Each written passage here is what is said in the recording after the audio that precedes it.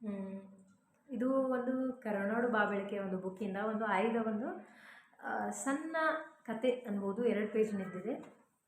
ನನಗೆ ಸ್ಪೆಷಲಿ ನಂಗೆ ಭಾಳ ಇಷ್ಟ ಆಗಿದೆ, ಹೃದಯ ಸೌಂದರ್ಯ ಅಂತೇಳಿ. ಸೊ ನೋಡೋಣ ಎಲ್ಲರೂ. ಬೆಂಗಳೂರಿನ ವಿಕ್ಟೋರಿಯಾ ಆಸ್ಪತ್ರೆಯ ಪಶ್ಚಿಮ ಕಾಂಪೌಂಡಿನ ಎದುರು ಮಂಡಿ ಅಂಗಡಿಗಳ ಸಾಲು ಸಾಲು.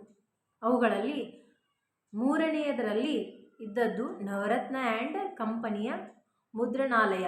ಅಲ್ಲಿ DVGಯವರು ನಡೆಸುತ್ತಿದ್ದ ದಿ ಕರ್ನಾಟಕ್ ಎಂಬ ಇಂಗ್ಲಿಷ್ ಪತ್ರಿಕೆ ಮುದ್ರಣವಾಗುತ್ತಿತ್ತು. DVG ದಿನಾಲು ಸಂಜೆ 4 ಗಂಟೆಯಿಂದ ಕತ್ತಲಾಗುವವರೆಗೆ ಅಂಗಡಿಯ ಮುಂದಿದ್ದ ಪುಟ್ಟ ಬಯಲಿನಲ್ಲಿ ಕುಳಿತು ಪ್ರೂಫ್ ತಿದ್ದುತ್ತಿದ್ದರು.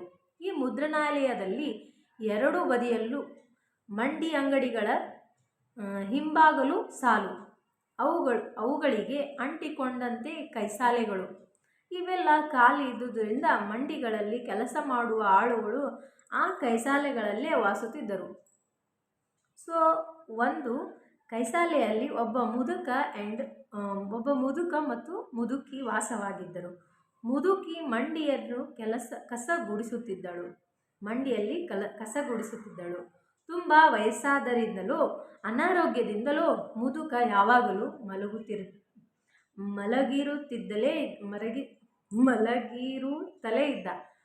ಮಲಗಿರುತ್ತಲೇ ಇದ್ದ. ಮುದುಕಿ ಕಸ ಗುಡಿಸುವ ಕೆಲಸವಾದ ಮೇಲೆ ಮಂಡಿಗಳ ಮುಂದೆ ಬಿದ್ದಿರುತ್ತಿದ್ದ ಕೊಳೆತ ಈರುಳ್ಳಿ, ಹುಳಿತ ಆಲೂಗಡ್ಡೆ, ಒಣಗಿದ್ದ ಬದನೆಕಾಯಿ ಇವುಗಳನ್ನೆಲ್ಲ ಸಂಗ್ರಹ ಮಾಡಿ ತರುತ್ತಿದ್ದಳು. ಮಧ್ಯಾಹ್ನ ಆಕೆ ನಿಧಾನವಾಗಿ ತಾನು ತಂದ ತರಕಾರಿಗಳ ಆ ಕೊಳೆತ ಒಣಗಿದ ಭಾಗಗಳನ್ನು ಕತ್ತರಿಸಿ ತೆಗೆದು ಸರಿಯಾದದ್ದನ್ನೆಲ್ಲ ಹಾಕಿ ಅಡುಗೆ ಮಾಡುತ್ತಿದ್ದಳು. ಪದಾರ್ಥಗಳು ಬೇಯುತ್ತಾ ಘಮಲು ವಾಸನೆಯದ್ದು ಬೀದಿಯನ್ನೆಲ್ಲ ವ್ಯಾಪಿಸುತ್ತಿತ್ತು. DVGಯವರ ಮೂಗಿಗೆ ತಗುಲಿ ಅವರ ಗಮನವನ್ನು ಸೆಳೆಯುತ್ತಿತ್ತು. ಅಡುಗೆಯಾದ ಮೇಲೆ ಸ್ನಾನ. ಅವರ ಬಳಿ ಇದ್ದದ್ದೇ 4 ಮಡಕೆಗಳು. ಒಂದು ಹಿಟ್ಟು ಬೇಯಿಸುವುದಕ್ಕೆ, ಮತ್ತೊಂದು ಅಂಬಲಿ ಕಾಯಿಸುವುದಕ್ಕೆ, ಇನ್ನೊಂದು ಕುಡಿಯೋ ನೀರಿನ ಸಂಗ್ರಹಕ್ಕೆ. ಇವುಗಳಲ್ಲೇ ದೊಡ್ಡದಾದ ಇನ್ನೊಂದು ಮಡಕೆ ಸ್ನಾನಕ್ಕೆ, ನೀರು ಕಾಯಿಸುವುದಕ್ಕೆ.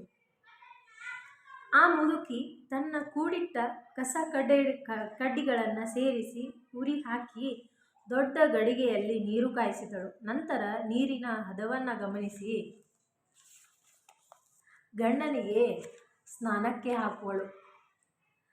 ಸಾವಕಾಶವಾಗಿ ನೀರನ್ನೆರೆಯುತ್ತಾ ಆತನ ಮೈಯಲ್ಲಿ ಹುಣ್ಣಾಗಿರುವ ಸ್ಥಳಗಳಲ್ಲಿ ಮೆತ್ತನೆ ಸವರುತ್ತಾ ಪ್ರೀತಿಯಿಂದ ಮಾತನಾಡುತ್ತಾ ಅವನ ನೋವು ಆಯಾಸ ಪರಿಹಾರವಾಗುವಂತೆ ಬೀಸಿ ನೀರು ಹಾಕಿದಳು. ಆತನು ಸಂತೋಷದಿಂದ ನಗುನಗುತ್ತಾ ಸ್ನಾನ ಮಾಡಿಸಿಕೊಳ್ಳುವನು. ನಡುವೆ ಹಾಯ್ ಎಂದು ಉದ್ಗರಿಸಿ ಆನಂದ ವ್ಯಕ್ತ ಮಾಡುವನು. ಏನೇನೋ ಪ್ರೀತಿಯ ಮಾತುಗಳನ್ನಾಡುವನು.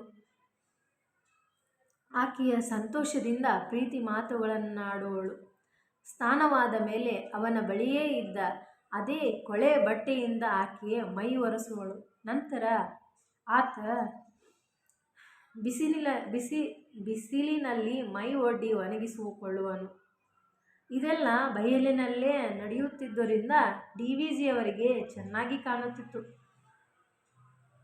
ಸ್ವಲ್ಪ ಹೊತ್ತಿನ ಮೇಲೆ ಆಕೆ ಊಟದೆಲೆಯನ್ನು ಹಾಸಿ ಅದರ ನಡುವೆ ಬಿಸಿ ರಾಗಿ ಮುದ್ದೆಯನ್ನು ಇಟ್ಟು ಅದರಲ್ಲಿಯೇ ನಡುವೆ ಬೆರಳುಗಳಿಂದ ಬಟ್ಟಲು ಮಾಡುವಳು.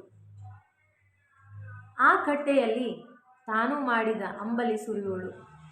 ಆತ ರಾಗಿ ಮುದ್ದೆಯ ಕಟ್ಟೆಯಲ್ಲಿ ಒಂದು ಚೂರನ್ನು ಮುರಿದು ಅಂಬಲಿಯನ್ನು ನೆನೆಸಿ ಬಾಯಲ್ಲಿಟ್ಟುಕೊಂಡು ಚಪ್ಪರಿಸಿ ಸವಿಯುವನು. ಮುದುಕಿಯೂ ಊಟಕ್ಕೆ ಬಡಿಸಿಕೊಂಡು ಕೂರುವಳು. ಇಬ್ಬರು ನಗುನಗುತ್ತಾ ಮಾತನಾಡುತ್ತಾ ಊಟ ಮಾಡುವವರು. ಇದು ಸುಮಾರು ಅರ್ಧ ಗಂಟೆ ನಡೆಯುತ್ತದೆ. ಇದಕ್ಕೆ ಸಾಕ್ಷಿಯಾಗಿದ್ದ ಗುಂಡಪ್ಪನವರಿಗೆ ಇದು ಸಂತೋಷ ನೀಡುತ್ತಿತ್ತು.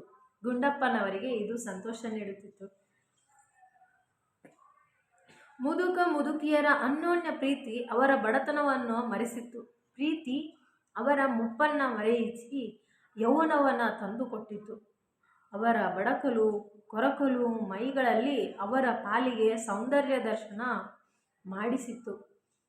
ಅರಮನೆಯಲ್ಲಿರುವ ಶ್ರೀಮಂತಿಕೆಯಲ್ಲಿರುವ ಎಷ್ಟು ಜನರಿಗೆ ಸಂತೋಷದ ಆತ್ಮೀಯತೆಯ ಗಳಿಗೆಗಳು ದೊರೆತಾವು. ಪ್ರೀತಿ ಸಾಲದೆ ಹೋದಲ್ಲಿ ಆಭರಣ ಅಲಂಕಾರ ಆಸ್ತಿ ಹಣಗಳು ಬರೀ ಭಾರ. ಪ್ರೀತಿಯೇ ಸೌಂದರ್ಯ ಐಶ್ವರ್ಯ, ಅದೇ ಹೃದಯ ವಿಕಾಸ. ಎಷ್ಟು ಚೆನ್ನಾಗಿ ಬರೆದಿದ್ದಾರೆ. ಅಯ್ಯೋ, ನಂಗೆ ಓದುತ್ತಲೇ ನಂಗೆ ಕಣ್ಣಾಗ ನೀರು ಬಂದು ತುಂಬ ತುಂಬ ಚೆನ್ನಾಗಿದೆ. ಹೃದಯ ಸೌಂದರ್ಯ.